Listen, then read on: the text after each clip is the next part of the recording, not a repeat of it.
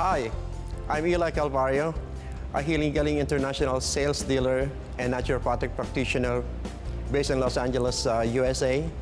And I'm happy to address your international needs for international orders and inquiries. You may get in touch with me in the details below. I have a Viber or Messenger account under the name of Eli O. Calvario. Happy healing morning!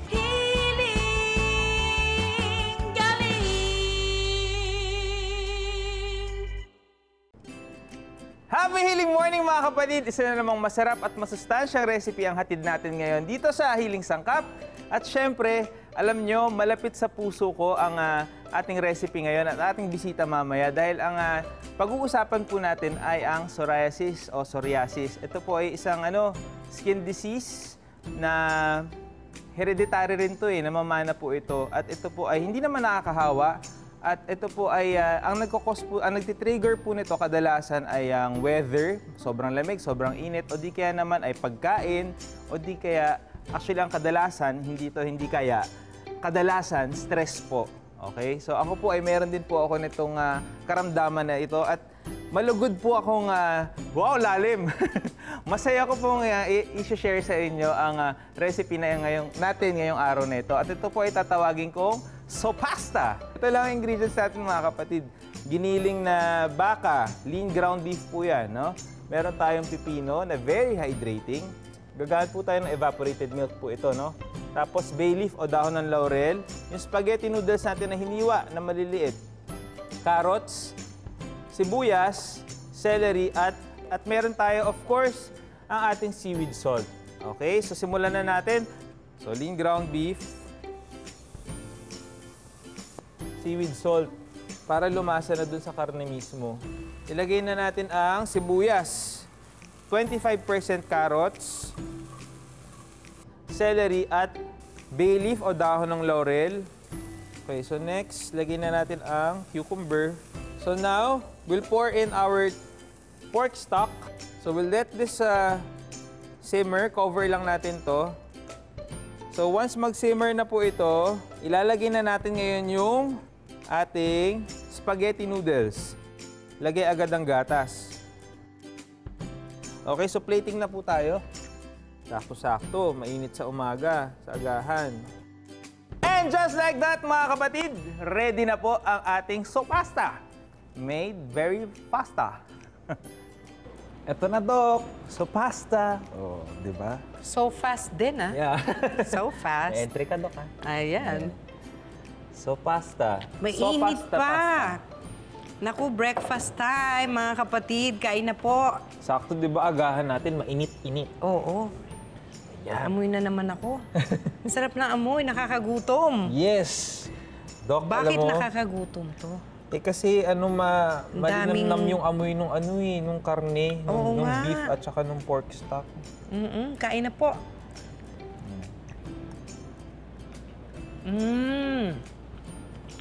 Swabe na, Dok. May familiar na taste na madalas na kinakainan ko dun sa madalas inaalmusalan namin. na chicken soup. Ah, talaga, Dok? So, ibig Pero sabihin, walang chicken siya? to, ha? Wala, Dok, kasi bawal sa bisita natin mamaya. Bawal din sa akin, technically. Ganun? Pag may manok, di ba? Yan. Alam mo, Dok, ang maganda dito, hindi tulad ng ibang sopas na karaniwan nating nakakain. Kasi kapag macaroni yung ginagamit, Dok, usually nauubos na yung sabaw, na-absorb na lahat ng macaroni. At least ito yung spaghetti niya, hindi siya ganun katakaw sa liquid. Spaghetti noodle pala to. Spaghetti noodles ang ginamit natin, Dok. Tsaka mas masaya siya kainin kasi pwede mo higupin na ganun, di ba? Na may pa ganon? Sa Japanese, Dok, kailangan maingay kumain ng sabaw. Ganito. Oo. Ganyan.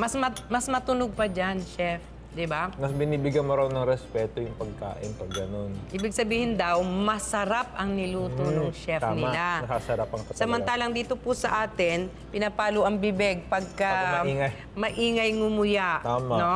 Sa Japan naman, gustong-gusto nila yung maingay ang pagkain. Lalo pag ramen. Eh, pag Pilipino, di tahimik. Di akala nila hindi tayo nasasarapan sa niluluto nila.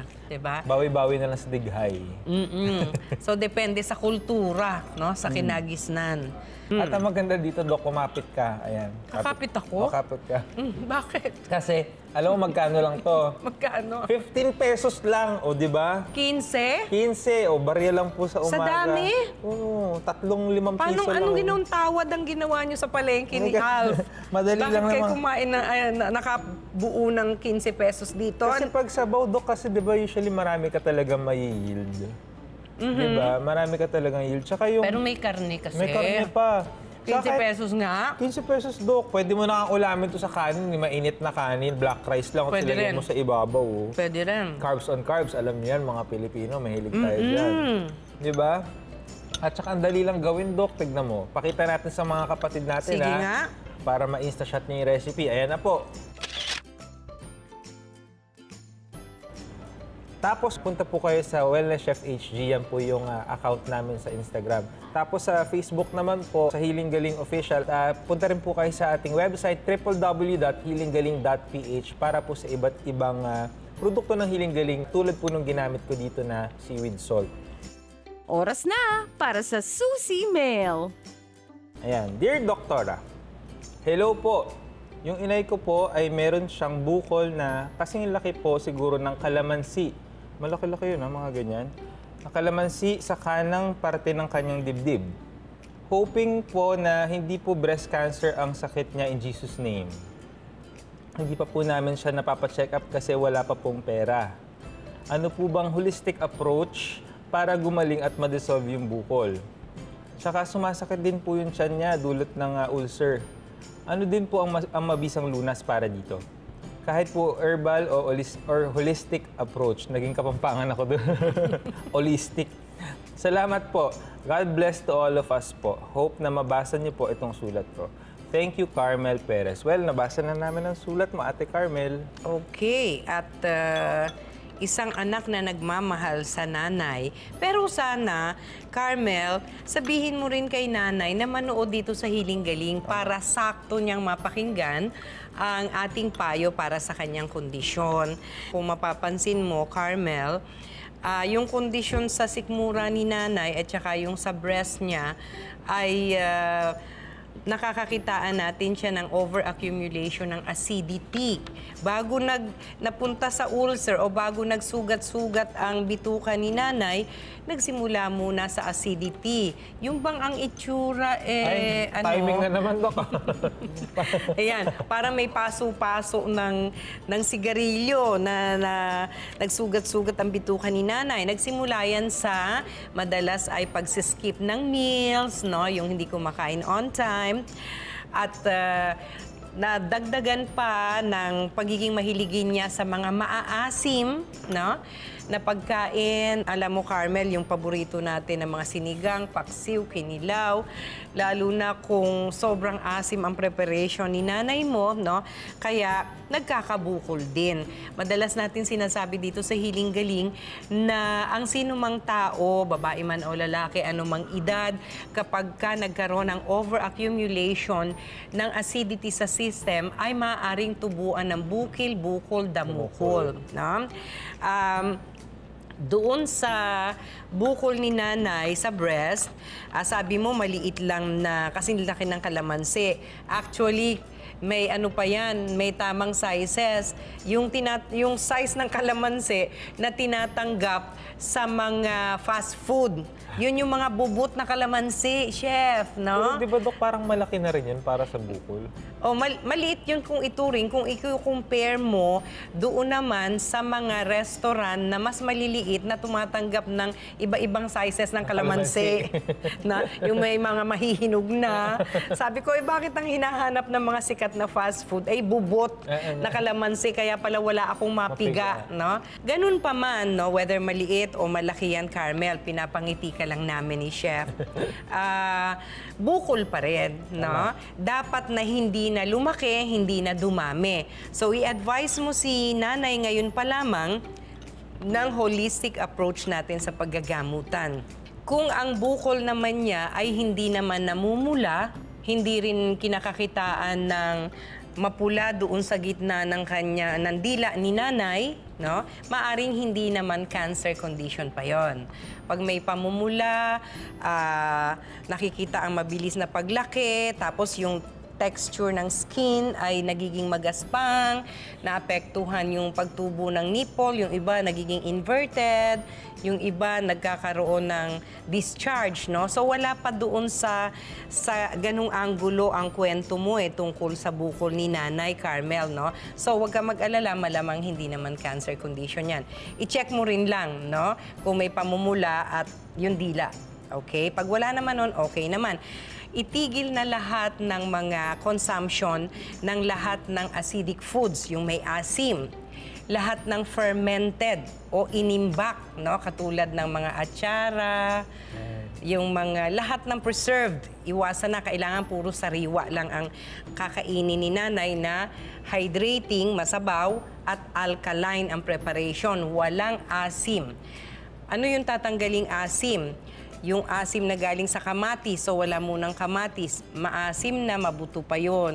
Yung mga kamyas, yung mga manggang hilaw, sampalok, santol. Lahat ng kasama ang ginataan, no? At saka yung mga lahat ng may vinegar, napakarami niyan. At sa pinakamalapit na outlet ng Healing Galing Carmel, kung saan mo pwedeng dalhin si nanay para sa free consultations, may listahan pa rin doon na pwede nyong mabasa kung ano pa yung mga foods to avoid ni nanay, no? Tapos, i-assist kayo sa ating regular free consultations. At ang number 1 na pinapayo namin sa mga bukol ay ang pag-inom ng Herbal Calcutab. 10 tabletas ang ating reseta on air kay nanay after breakfast, lunch, and dinner, no? At yun ang tutulong na mapalambot ang bukol ni nanay sa breast, sasabayan ng pagmamassage gently ng Healing Galing oil doon sa may bukol na bahagi ng breast, around the breast, banayad lamang, tapos magsa-stop over siya doon sa pinakabukol na nasasalat niya. Maaring may iba pang kasamang bukol na masasalat si nanay, tatagalan niya doon ang gentle massage ng Healing Galing oil bilang natural operation. Tapos sa buong breast na naman. Tapos magsa-stop over na naman doon sa mga nakakapang bukol until such time na mapapansin niya parang yung dating bilog na bukol parang lumalapad kasi lumalambot. Hindi nangangahulugan na lumalaki yung bukol. Lumalambot po kaya dumadapa at nagmumukhang malapad. Tapos ang susunod doon, malambot na po siya. At susunod doon, mamimiss nyo na. Nawala na yung bukol, nag-disappear na.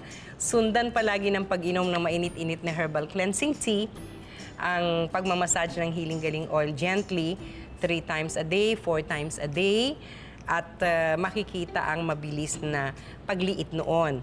Ngayon, kung may mapula-pula na nakikita doon sa affected area, no? Yung pinakabukol halimbawa mapula. Ang pang-warm compress yung may vinegar. Pag wala namang mapula, pwedeng application lang ng warm compress bago yung massage ng Healing Galing oil. Indikasyon po yung pagkapula ng may infection. Oo, pwedeng